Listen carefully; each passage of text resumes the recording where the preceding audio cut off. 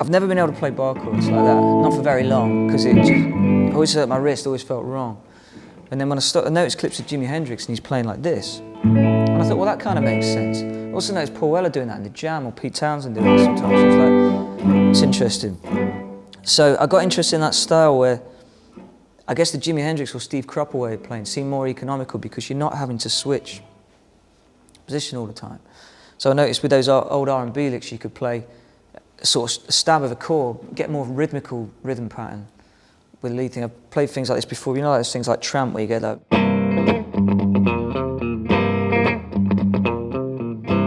Where you can't combine a bit of a riff with a bit of lead guitar. So I got the idea from that, and then I realised that with fingers, it's a totally different dynamic than with a pick.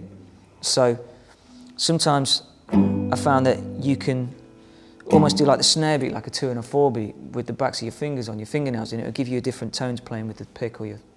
So I always felt like, because I was in a lot of bands where it's just me on guitar, I can get the sound, more variation in the sound by playing a simple chord, even like.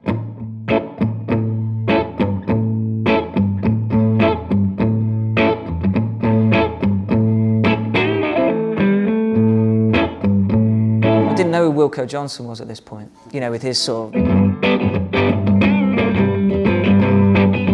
Whatever he does, you know, that. I played with him once, and he showed us how he did it. It was amazing, but you know, I loved sort of, you know, Pistols and Stooges and kind of punky things. But what I liked about the R&B style was that the beat was more definite, and it kind of made it rhythmically stronger. And I suppose I first heard that and noticed that really with Jimi Hendrix, or maybe British '60s bands copying old R&B songs. You know, where the chords would be more.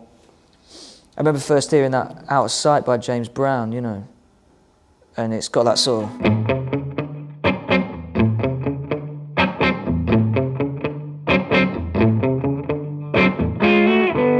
What was it? The combination of the horns and the band doing that. So I'll try and clean the sound up a little bit. Because that guitar part's got, it's got the snare and the horns in it. Here.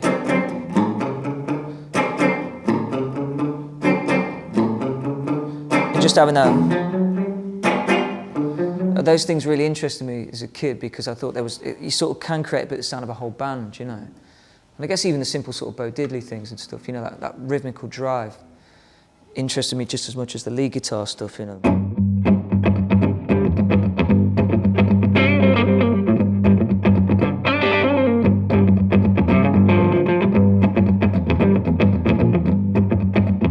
I suppose the garage band sort of took that, you know, when you had those kind of Kinks, Sonics kind of records as well. That sort of rhythmical element in the guitar. And so I suppose I started to realise that you can get a lot of sounds out by the tone out your fingers can be softer.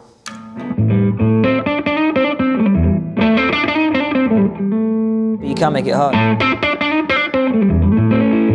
So you get a lot of different sounds without changing anything. And you can play.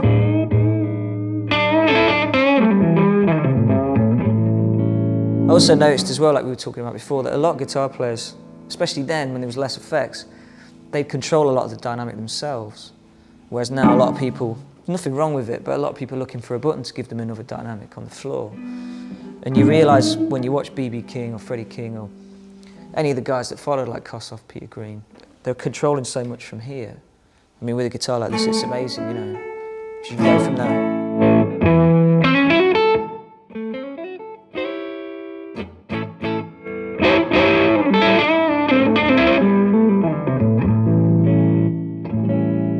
So it's just trying to get more dynamic in things and get different tones out.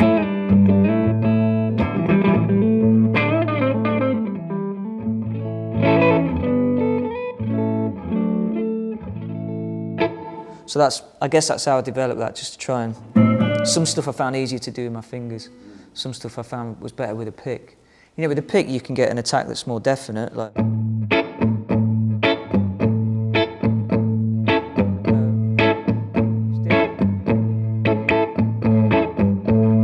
Softer maybe, so it gives you more.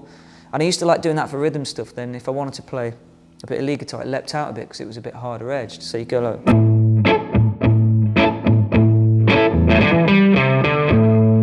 More dynamic.